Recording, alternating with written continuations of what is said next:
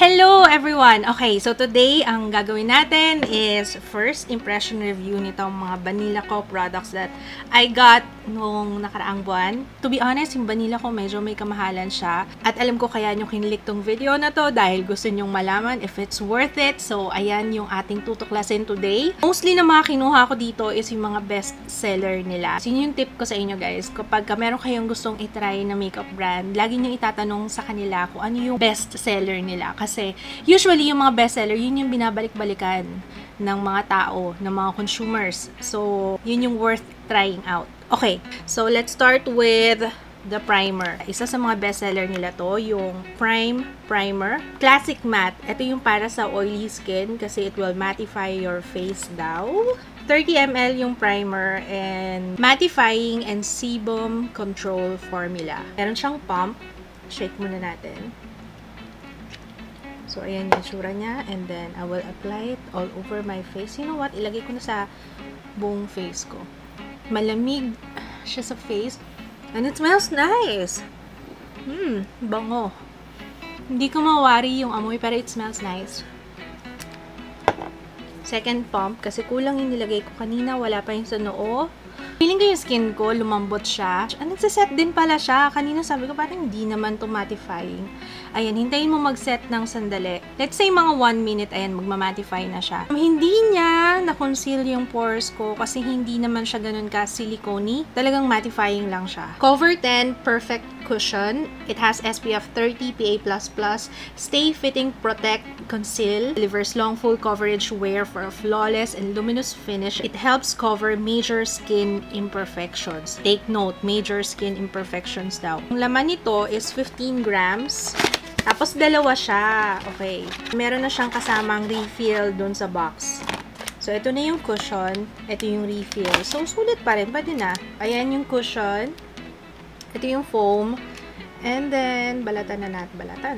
I got the shade BE20. Pupush down lang daw to para ma-dispense yung product. Oh, ayan. So, kukuha tayo ng konti. Natutunan ko na ang cushion, kailangan pa konti-konti lang.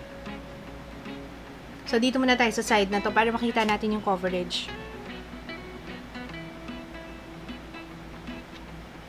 Alam niyo ang ayaw ko sa cushion, pag sa umpisa parang init niya sa face. Lalong pinagpapawisan yung nguso ko. Medyo malagkit pa siya. Medyo matagal siya mag-set, pero thank you kasi hindi masyadong malayo yung kulay niya. Alam niyo maganda yung coverage niya. Very good talaga yung coverage niya. And I can say na hindi siya ganun ka-dewy unlike nung Euphoria. Hindi rin siya ganun ka-dewy than most cushions na nasubukan ko.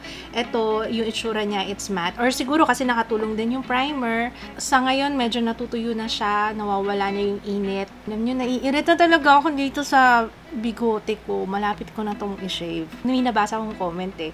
I-shave ko daw using yung pinang-shave ko sa kilay ko. Rahong ko. Try ko yun. Tapos gawan ko ng video kaya, no? I-apply ko na siya on the rest of my face. If you're wondering, yellow undertone siya, guys. Sobrang flawless niyang tingnan. I love it! Let's set this. I will be using yung Prime Primer Finish Powder. Yung maliit na size lang kasi tinatry ko lang naman. Okay. Ito yung itsura niya. May kasama siyang puff. Ang hirap. Okay. Meron siyang pitan dyan para pwedeng isarado. Para hindi kumalat yung pulbo pag binalik mo na yung puff. Ay, sayang yung nasa takip. Unahin natin yung nasa takip, ha? Sulitin natin. Sayang eh. Magbe-bake pa ba ako? Hindi na ako magbe-bake, guys. Kasi, or, siguro, since gagawin ko naman yung kilay ko, might as well. Yung feeling ng powder, para siyang cornstarch. I love brow cake. Yan, meron siyang wax. Ito yung brown, ito yung ebony. Meron din siyang mga brush. So, may small angled brush, may spoolie na malaki, and then may spoolie na maliit, and then merong para sa powder. Of course, yung wax muna yung ilalagay ko. Malambot yung wax, guys.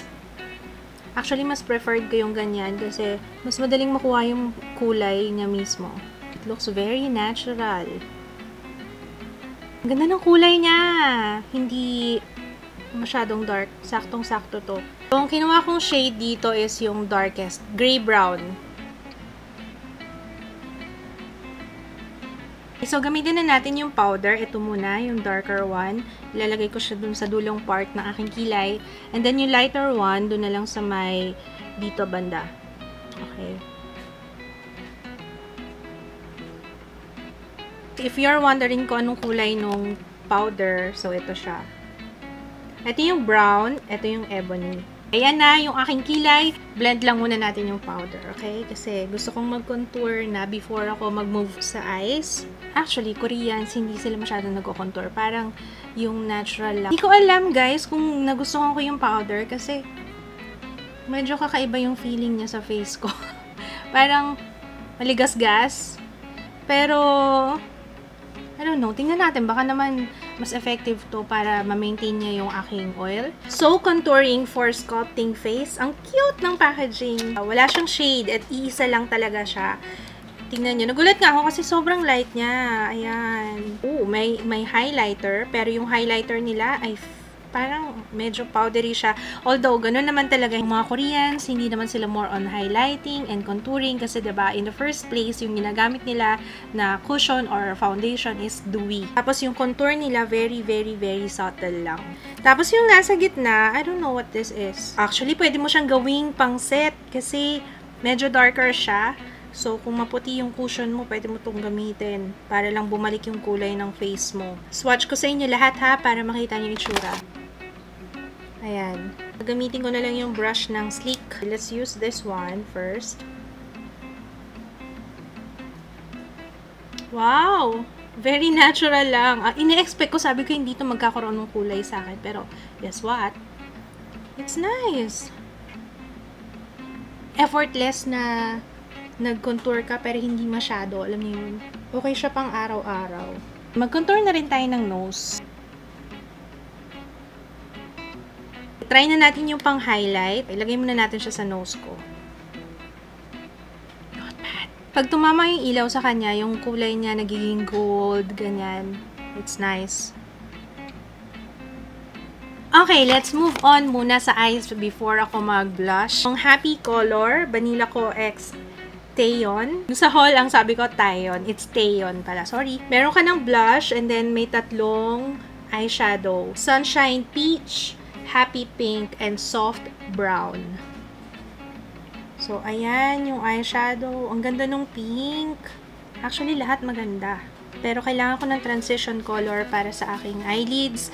Babalik ako doon sa contouring. Mag-start muna tayo dito. Ilalagay ko siya all over the eyelids. Let's move on dun sa brown for transition color. Ang ganda nitong powder na to. Effortless yung pagbe-blend sa kanya kasi sobrang soft lang nung kulay niya. So, perfect siya pang contour para sa akin. Which reminds me, ganito rin yung Physicians Formula na butter bronzer na gustong-gusto ko. Kasi very soft lang din nun. So, hindi ako nahihirapan sa kanyang mag-blend. May mga contouring powder kasi na sobrang pigmented niya kapag ka ganun. Parang ang hirap niyang i-blend sa skin. Gagamitin ko yung brush na kasama sa kanya ha. Gamitin ko yung soft brown. And then, let's start dun sa outer corners. Meron siyang glitter-glitter sa kanya. Hindi ko siya paabutin dun sa transition color, guys, ha. Happy Pink. Haluan natin ng konti yung brown dun. Sa inner part, Sunshine Peach. Wow! Even yung sizes nung glitters niya. Ang ganda ng effect sa eyes. Naglalagay din ako sa lower lash line. Dun sa kabilang brush naman. Yun din yung gold. Ayan, lakas mga K-pop nito, guys. Pero hindi ko lalagay sa dulo. Dito lang sa inner corners. Hanggang sa gitna. Naglalagay ako ng soft brown dito sa dulo. Dito sa kabila. Kasi hindi ako naglagay dyan. Itong soft brown may pagka-reddish tone. Pero again, guys, lahat to may glitters ha. Okay ba? Parang hindi ko siya masyadong bet. Ay, Teribels na yan. I have here yung Soul Foxtail na dual eyeliner. So, sa kabila, marker, kabila, brush. Mas bet ko to. And brown yung kinuha ko kasi para maiba naman. Parang puppy eyes yung gagawin natin. Pababa yung eyeliner. Kasi ganun yung mga eyeliner ng Koreans, diba? Or yun yung nakikita ko. Nagalaw na. Sa dulong part, madali yung brush. Pero sa loob, yung marker na lang yung gagamitin ko. Hindi ko winning out siya masyado kasi hindi naman nagwi-wing out, I think. Based sa mga nakikita ko, hindi sila masyadong nagwi-wing out. Pero bakit ba ginagawa ko ng Korean makeup tutorial to? Hindi, ginagaya ko lang guys kasi syempre, Korean products to. Soul Foxtail Mascara. Mega volume yung kinuha ko. I need volume sa aking lashes. But first, mag-lash curler lang muna ako. Nanginginig na ako guys kasi nagugutom na ako. Kailangan ko na kumain. Bilisan ko na. Medyo weird lang yung shape ng brush. Parang nakakatakot siya. Parang lalagpas. Yung mascara parang... Actually, bumabagsak nga yung lashes ko sa kanya. Diba nag-curl lash na ako? Bumabagsak yung lashes ko. Masyadong mabigat yung formula nito. Nagmamaskara ako sa lower lashes. Pero hindi yan yung gagamitin ko kasi malaki yung brush. Nanginginig na yung kamay ko eh. Sigurado ko maglalagpas yan. So, Fashion 21. Sorry alam ko full face to, pero siguro naman yung lower lashes ko, pagbibigyan nyo na ako dito. Yung mascara, hindi siya masyadong impressive para sa akin. Parang okay lang siya na mascara, alam niyo. So, mag-blush na tayo. Ito, yung Spring Pink. Match siya, guys. So, let's see. 2 Kisses Dual Tint. Meron siyang emulsion and water gel. So, emulsion muna yung ilalagay natin. Mag-ombre lips tayo, okay? Feeling ko hindi bagay sa akin yung ombre lips, pero tingnan natin. So, ito yung emulsion. Ito yung gel. Ayan. Start tayo sa emulsion. Ito yung ilalagay all over the lips. Oh, by the way, ito na naman ako nagsasalita habang nag-a-apply. By the way, ito nga pala, ang shade nito is Marsala. Nanginginig na yung kain ko. I'm so hungry. Hypoglycemic na ako.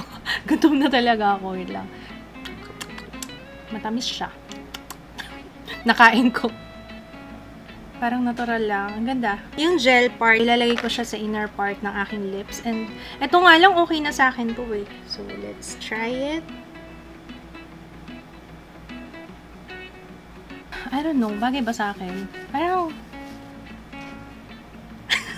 So, ito na yung ating final look. Ita-test out na lang natin to kung tatagal siya sa aking face. Alam niyo, inis na ako dito sa bigote ko. Tapos, alam niyo, pag pinagpawisan ako, yung nagbubutil-butil siya, tapos sumasabit siya dun sa mga buhok-buhok. Okay! So, babalik ako mamaya if I have to update. Pero ito yung susuotin kong makeup buong araw. Let's see kung tatagal siya. Pero, so far, ang hindi ko lang nagustuhan yung mascara. Pero the rest, okay sa akin. Cushion is nice. Wala ako nakikitang grayish. Is it grayish sa face ko? If you wanna check out this makeup in action, panoorin niyo yung vlog kasi, ayan, nakikita niyo on different lighting. Mga 6 na oras na sa face ko. Hindi ko pa kailangan mag-blot. Wala pa, no. Medyo oily na yung noo ko, pero kaya-bum-bum pa yan. Hindi ko pa kailangan mag-blot. I feel so fresh. And ang ganda ng cushion. Ang ganda everything. Kahit yung eyeshadow ko, very natural. Parang may shimmer-shimmer effect lang ganyan. Sobrang simple. Nabura na yung nasa lips ko kasi kumain ako. Pero everything looks good. Hindi na ako magta-touch up ng lips. Mamaya na lang siguro sa last update. 6 na oras na yung lumipas, guys, ha. Natapos ko yung makeup ko kanina mga alas 2 ng hapon. So, hey guys, it's 10:30 pero hindi pa ako magla-last update. Nag-update lang ako kasi magbablot ako dahil ang oily na ng aking skin. Dito lang naman sa noo. Pero ito, Hairy Bells. Pero, ay, nagta-transfer na siya sa daliri ko. Ayan. Nagpagupit ako guys, kaya, okay, let's blot. Ngayon pala ako magbablot buong araw. Lagpas 10 oras na. Pero tingnan nyo, yung eyeshadow, okay pa rin. Yung eyeliner, okay pa rin. Yung lips, wala na. Nawala na, nabura na siya. So, kailangan talaga to i-reapply. Yung kilay, very natural. I like it. Ito na yung na-blot ko sa aking face. Okay lang. So, babalik ako mamaya for my final thoughts dito sa Manila Co products. Nakikita niyo ba yung relo ko? Ayan. It's now 11 o'clock p.m. Total of 9 hours mula nung in-apply ko tong makeup. Alam nyo, gustong ko yung cushion. As in, lahat naman except sa mascara. bumagsak yung lashes ko sa kanya. Siguro kasi bago pa siya, pero meron akong mascara na mas okay kesa dun sa mascara ng Banila ko. Re-apply na ako ng lipstick kasi nabura na siya. Pero I like this one. Hindi ako masyadong gaganito, no, yung ombre lips, pero bagay pala. Yung cushion, very good siya. Kasi unang-una maganda yung coverage na, although malagkit siya sa simula, pero hindi na maganda yung oil control niya. Hindi kagad lumabas yung oil ko sa face. And yung kulay niya is okay, hindi grayish, yellow undertone. Hindi niya na-emphasize yung large pores ko. In fact, mas nagustuhan ko tong cushion na to kesa dun sa Euphoria, yung una kong ginawa ng review from Banila ko. Mas gusto ko tong Perfect 10. Yung shade na to, mas sakto sa akin. I think mas gusto ko na to kaysa sa Laneige. Eyeliner is good. Parang naging black na siya, no? Brown to, pero sa kalaunan, nagmukha siyang black. Very, very nice yung eyeshadow. Ito yung mga eyeshadow na hindi halatang naka-eyeshadow ka, pero may something nakakaiba sa'yo. Parang ganun. It goes on creamy. Blendability is okay. Yun nga lang, wala kasi siyang matte. So, kailangan mo pa rin ng eyeshadow na matte para sa transition. Ito, hindi siya pang matagalan, pero the color is really nice. Madali siyang i-apply. Yun, dahil nga meron siyang doe foot applicator sa kanya. Hindi nga lang siya pang matagalan. Pag kumain ka, mabubura. After ilang oras, mabubura. So, you have to reapply. This one is good dahil sa eyeshadow niya. Yung blush, I can do without. Pero maganda itong mga eyeshadows na to. Yung blush is okay lang kahit wala. Kung gusto nyo ng subtle na contour lang, ayan, subtle na bronzer, ayan, maganda to. Okay siya. Akala ko nung una wala talaga siyang kulay na ibibigay, pero meron, pero subtle lang. And it's nice. Yung pang highlight, huwag kayong mag-expect ng highlight talaga na bongga. Very soft lang yung highlight. Primer pala guys, okay siya pang mattify ng face. Nagiging smooth yung skin sa kanya before kayo mag-apply ng foundation or ng cushion. Pero hindi niya natatakpan yung pores. So, price point, sana all of the above binigay niya sa akin. Pero okay naman kasi yung cushion eh. Medyo thick naman yung cushion. So enough para ma-conceal yung pores ko. Kasi may mga ganong consistency ng base. Sometimes pag thin, na-obvious yung aking pores and nagsasettle dun sa pores. Hindi naman siya nagsettle.